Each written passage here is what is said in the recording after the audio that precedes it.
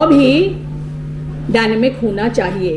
हम सब जानते हैं, जब कभी मैं क्लास में पढ़ाती हूँ तो मैं आपको बताती हूँ कि जब भी कोई लॉ लिखा जाता है तो उसको बहुत मैलिएबल, बहुत ही ओपन एंडेड, बहुत ही ऑब्जेक्टिव टर्मिनोलॉजी में इसलिए लिखा जाता है जिससे वो वैरायटी ऑफ सिचुएशंस और प्रॉब्लम्स को कवर कर सके। आप जानते हैं कि वस्तुनिष्ठ भाषा में विधि अभिव्यक्त होती है, जैसे कि हमारा भारतीय संविधान भी बहुत समय तक, ऑब्वियस सी बात है 1949 में आज के दिन ही हम लोगों ने इसको आत्मार्पित किया था, तो आज तक भी वो एकदम सही है, बढ़िया चल रहा है। लेकिन फिर भी आप इस बात पे विचार कर रहे हैं कि whether India is consistently failing in democracy or not. Why are we thinking, why are we reflecting over this thought कि हम पास हो रहे हैं या फेल हो रहे हैं? उसका कारण ये है कि बदलते हुए समय, बदलते हुए समाज, बदलती हुई आवश्यकताओं के साथ हम बदलते हैं और हमारी जो नीड्स होती हैं, लीगल नीड्स, कि हमें कैसे रेगुलेट किया जाए, वो भी बदलती रहती हैं। आज न्यूज़पेपर में आपने पढ़ा होगा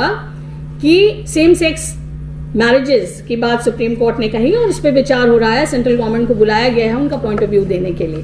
हम ऐसा विचार कर रहे हैं। एक और राइटअप अभी हमने पढ़ा मैडम, वो जो है लिव इन रिलेशनशिप्स के बारे में आज ही दिया हुआ है और उसमें दिया हुआ है कि हमारी ये संस्कृति नहीं थी और आफ्ताब जैसी घटनाएं अभी आप सब ने देखा होगा उसमें, तो वो इसलिए हुई क्योंकि लिव इन रिलेशनशिप्स में उस तरह की बाध्यता, बॉन्डिंग, उस तरह का एक दूसरे के लिए समर्पण नहीं होता जो वैवाहिक संस्थाओं में होता है। तो ये बात बिल्कुल ठीक है कि जो लॉ होता है उसको समाज के अनुसार बदलना चाहिए और जो हमारा लॉ अब तक रहा है बहुत ठीक ठाक, बहुत अच्छे से चलता आ रहा है। लेकिन फिर भी मैं ये चाहती हूँ कि आप इस बात को समझें कि ऐसा दिन आ सकता है कि नई कॉन्स्टिट्यूएंट असेंबली बने और एक नया संविधान बनाया जाए। ये हमेशा, इसीलिए मैंने कहा कि संविधान एक तथ्य तो है ही, ऑब्वियसली जो एग्जिस्ट कर रहा है वो हमें रेगुलेट कर रहा, लेकिन कल अगर हम चाहें तो हम उसको बदल भी सकते हैं। कुछ लोगों को ये समझ है, जैसे basic structure theory of the Indian constitution आ गई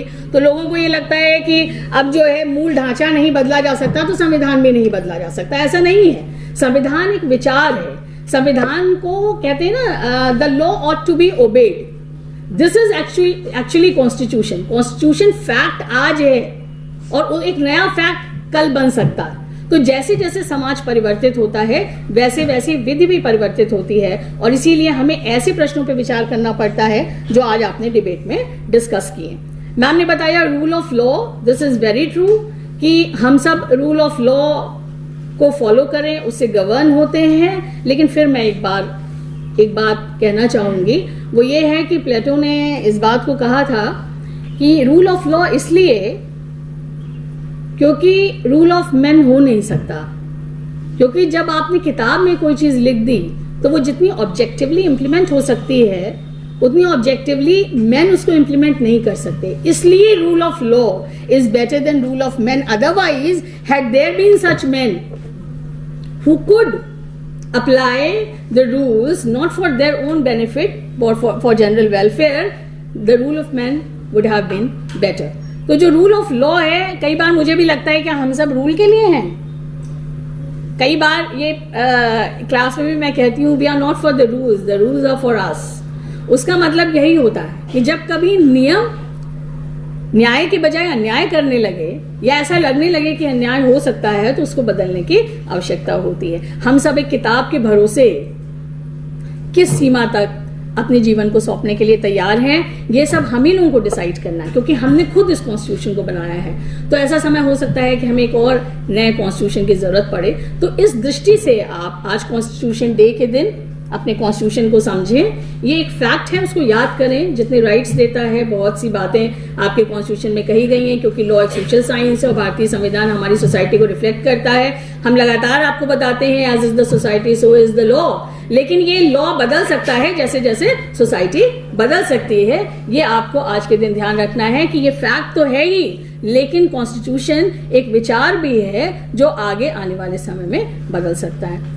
Now I want to congratulate this cultural committee, Dr. Rai, Dr. Vijeta, and all the faculty members, Dr. Shambhavi, Dr. Bhanu, Dr. Sagi, Dr. Malini ji is very, I know she is very much associated with Vijeta ji, दोनों cultural committee में हैं, Dr. Sushmita and Mukesh।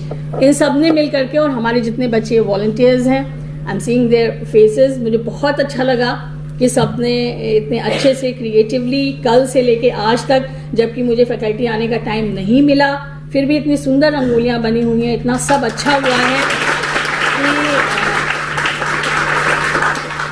और सच कहूँ तो faculty आने का एक दो बार मन भी नहीं करता, क्योंकि पिछले दिनों इतना कुछ हमने देखा है कि हमारे ही बीच के हमारे ही बच्चों ने हमारा ही इतना विरोध किया कि कई बार लगता है कि क्या हमने यही सिखाया।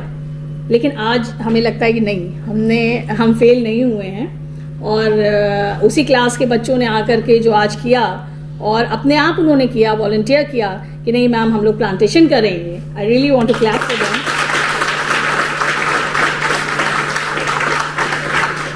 I'm really happy to feel this way, that I have not failed as dean and head, and my whole team has not failed to teach you.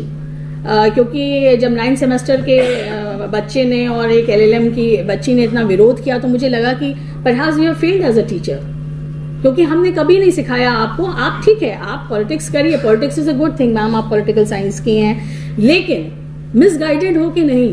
Ma'am हम दोनों तो विपक्ष के हैं, लेकिन माननीय प्रधानमंत्री नरेंद्र मोदी जी का ही विचार है, जैसा कि मैम ने भी मुझे बताया था कि भारत लोकतंत्र की जननी है, तो हमने उन्हीं की बात की।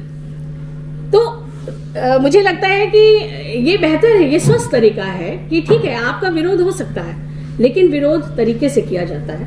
मैं आपको यही समझाना चाहती हूँ, यही इम्बाइब करिए अपनी लाइफ में। I am really very happy, I am congratulate you.